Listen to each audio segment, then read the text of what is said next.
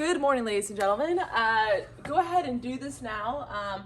Finish up your Hooke's Law Lab. If you haven't finished it, make sure you've calculated the weight, the stretch of the spring, the ratio of the weight to the stretch. And if you have done this already, just go back and make sure you understand everything that you did. Yep, and pause the video and then come back when you're done. Yes. All right. Okay. All right, so the next thing we want you guys to do is graph the weight, the force, on the vertical and the displacement on the horizontal, and make the silver one a circle, represented by a circle, and the gray one will represent that one by a box. Now remember, we got the silver was a skinny guy, Meep, meep. and the gray was the one we did second. All right, silver and gray. Okay, so silver, circle. So now here's the thing. If we were in class, we'd make the graphs together. But we're not in class, so we have made the graph for you. You're welcome. Okay, so we have the force over here, the weight over here, and we went up to 3. We counted by 2s here. Each little dash was worth 0.1. That's on the y-axis. Yeah. And then on the x-axis, we have the displacement in centimeters, and we just counted again. We counted by 2s here with we skipped every 2 block, and we went up to 16. Yeah. And as we plotted the points, we put circles around the one for the silver, and we put squares around the gray. And if it looks terrible, it's because Mr. Boykin did this. Can you even read this? Yeah, it's Hooke's What Law. is it? Hooke's Law. Okay. And so that comes from our data. So we took the weight, which was 0.25. We actually started here. We should have started here. That's why we have this funky, where we didn't really get to 0 right here, but that's okay. Ignore that. So we started actually with 0.75, and then we graphed what was our displacement. So our weight and our displacement. And then we just went down 0.125 and 6, 0.175 and 8.9. I'm reading it upside down. And it gave us this line here. And we did the exact same thing. We used 0.75 and 2.1, 0.125, 3.8, and so on and so forth, right? And we got that one. And what do you notice about these points here? Are they in a perfect straight line like we were anticipating? If you look like this, they're kind of in a straight line. We've drawn a best line. Now, if you look at this, that's kind of an outlier right there. Yeah. So We ignored it. Yeah, we ignored we're gonna do some calculations, and we decided to ignore that one because it didn't really follow the trend. But our gray one looks pretty solid. Now, graphs are very important. So part of this is for springs, but it's also just to remind you about graphs. Graph skills. Okay. Yeah. Let's go ahead and calculate the slope. We'll start with that one. Okay. And so, how do we calculate the slope? What's That's a rise over the run, isn't it? Yeah. Oops. Just put it on the ground. Okay. So we're gonna take the change in our rise over the change in our run. So let's do the silver one. We're gonna consider that an outliner. We're gonna use this point as a final and this point as the initial. So let's see that on the top we got 2.25 newtons minus 0.75 newtons all over 11.8 newtons minus 3.3, which gives are us... these flipped, Boykin? Nope. No, it's good. No. And it gives us 1.5 over 8.5, which is 0.176.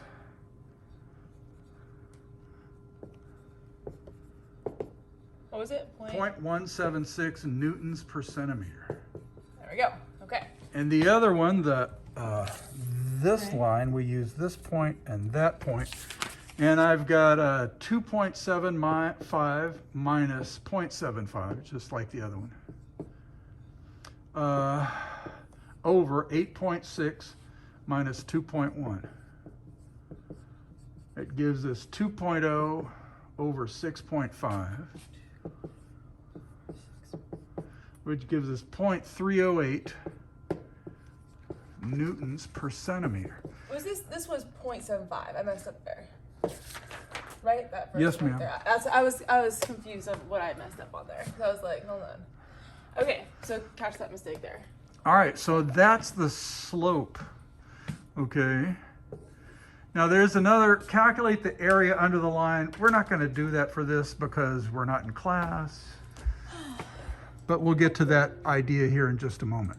Okay, so here is a perfect example of what our line should look like, or could look like. Yeah. And again, force and displacement. And if I asked you to calculate the, is this the area under the curve part? Yeah, you could do that. I mean, we'll get to that in a minute. Let's talk about the slope first. Oh, the slope, I'm sorry, okay. So you got the clicker? I couldn't remember what line was first. I was like, where's my notes at? Okay, so what would the slope of a force versus a delta x displacement graph tell us? Well, that's the slope. You know, the key for me is in the units, and that's newtons per centimeter. Okay, newtons per centimeter. All right. Well, I think the next slide will answer the question. Okay, so the force of the spring equals negative k times delta x. So the spring constant is the force over the displacement. The force of the spring over the displacement. So the slope of the line tells us the spring constant. Yeah, because force is newtons and the displacement is centimeters, and we have that right here, right? So this is really k. Now, here's the thing. The first one, 0.176, was the silver spring, and the bigger number is the gray spring. And the silver spring is weaker than the gray spring. So it tells us some particular thing about the nature of the two springs. That's a spring constant. And what do you notice about the number 0.176? Okay, doesn't that fall in line with this? Those are right in the ballpark of this ratio of the weight to the stretch, and 0.308. Yeah. Okay, we're right in there. Ballpark. They're not. It's not perfect, but So what is that ratio of the weight to the stretch? Also, that's the spring constant. Woohoo! Okay, where k is the spring constant for that spring. Sweet. So the slope is the spring constant. Yep.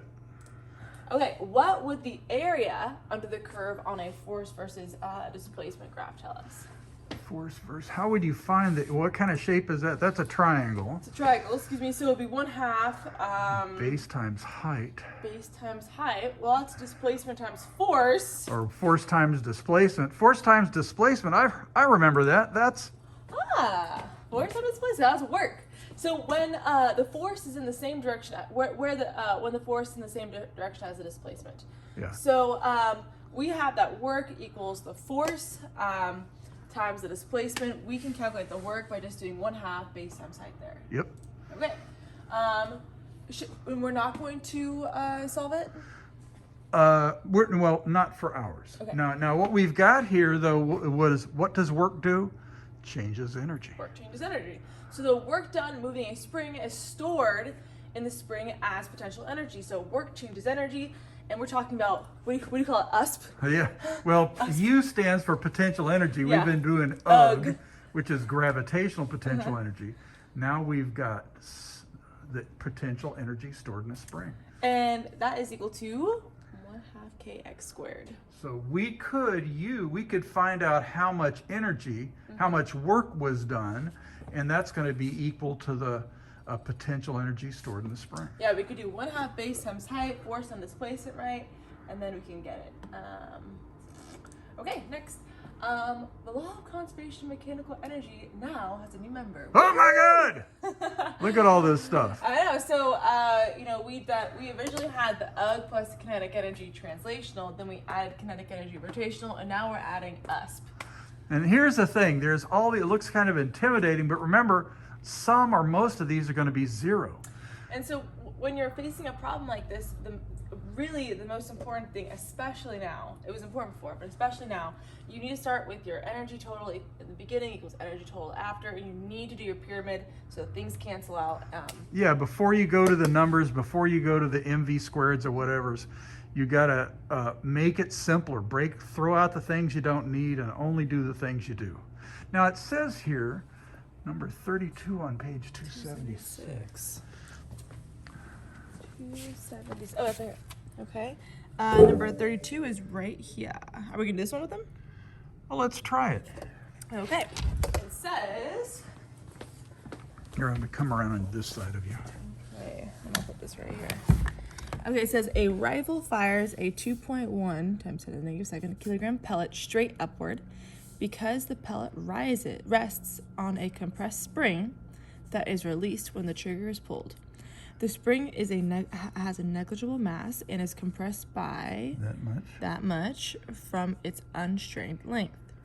The pellet rises to a maximum height of 6.1 meters per second above its position on the compressed spring.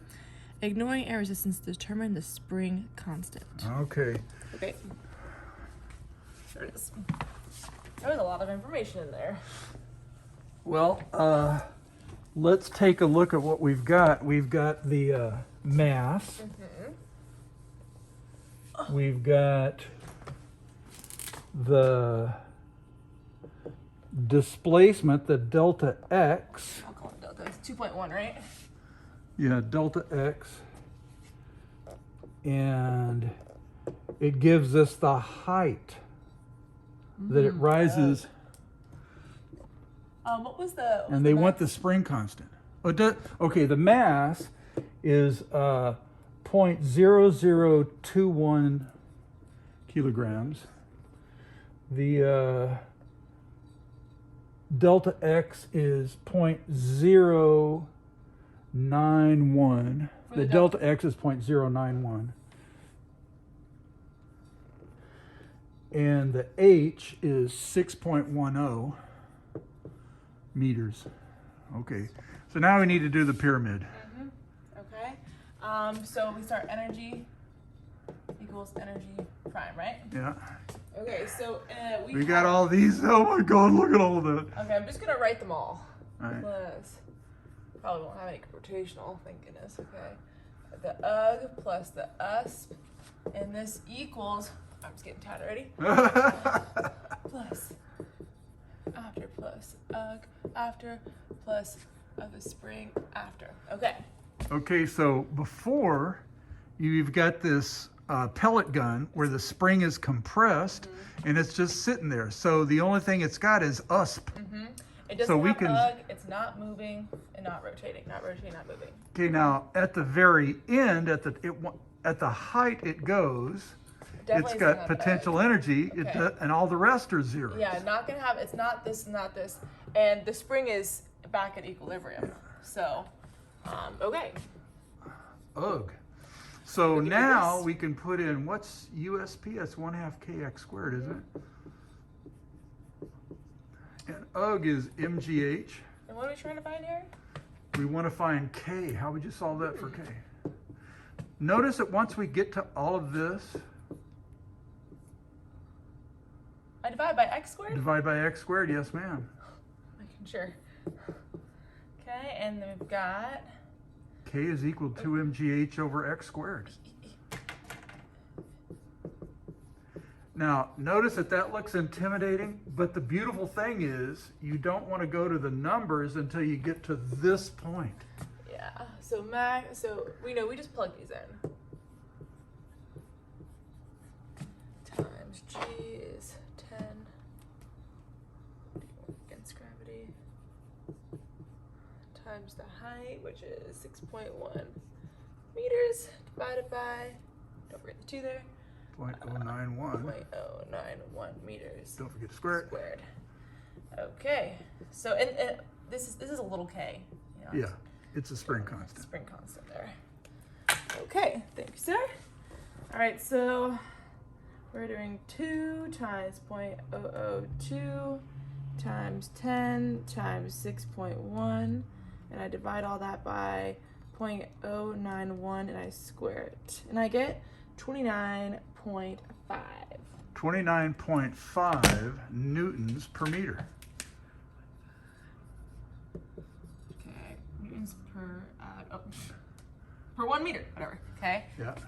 All right. Don't forget our force versus displacement. So see how simple this stuff is? Now what we've got is we've got a new idea, and that is the potential energy stored in the spring. And how do you store potential energy? By doing work.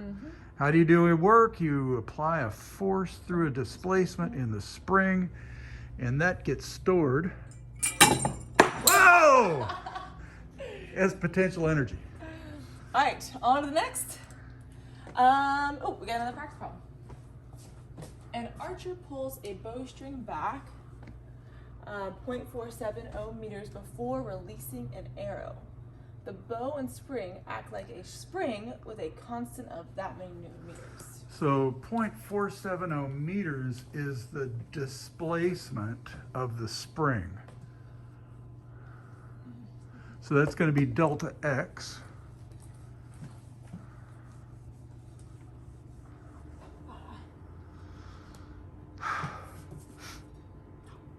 And that's Messed it up. So delta X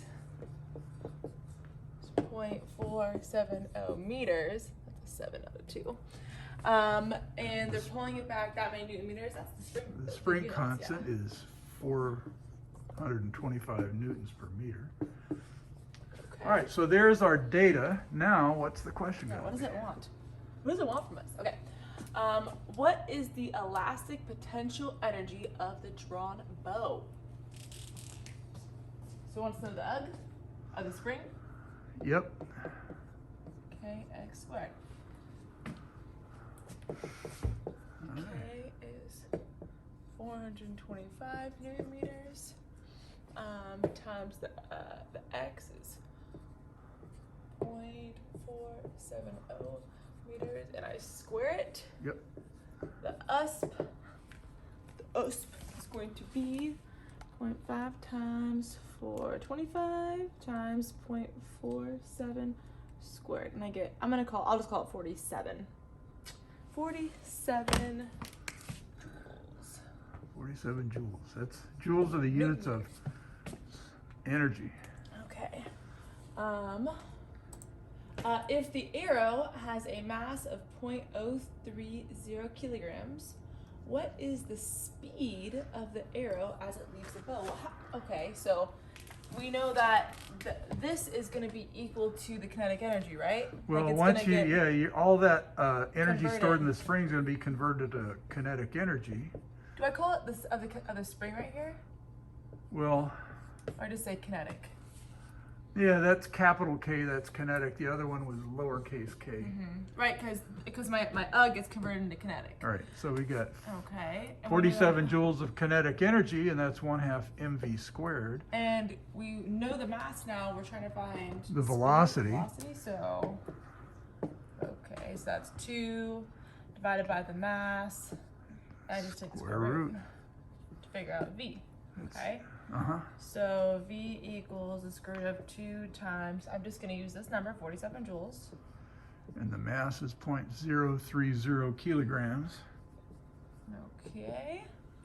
Let's plug this in. Square root of 2 times 47, and I divide it by 0.03, and I get 56. So it's going 56 meters per second when it leaves the bow. Okay, that makes sense. Now, we probably should have done the pyramid, but the heck with it. We didn't have room. If we were going to do the pyramid, how would we have done it? Well, everything before would be 0 except for the energy stored in the bow. The And UG? then afterward, everything would have Oh, so been the us- 0. Sorry. Everything would have been 0 except the kinetic energy. So Kinetic translational, yes. Okay. If a spring is strained from equilibrium and released, it will oscillate back and forth. Easy. oh well, that's not going to do. Oh, we don't have a mass. All right, We don't so have anything on let's skip this and just go straight to the there. Homework. homework. Okay, so homework is page 276. You're going to do number 25 and number 26.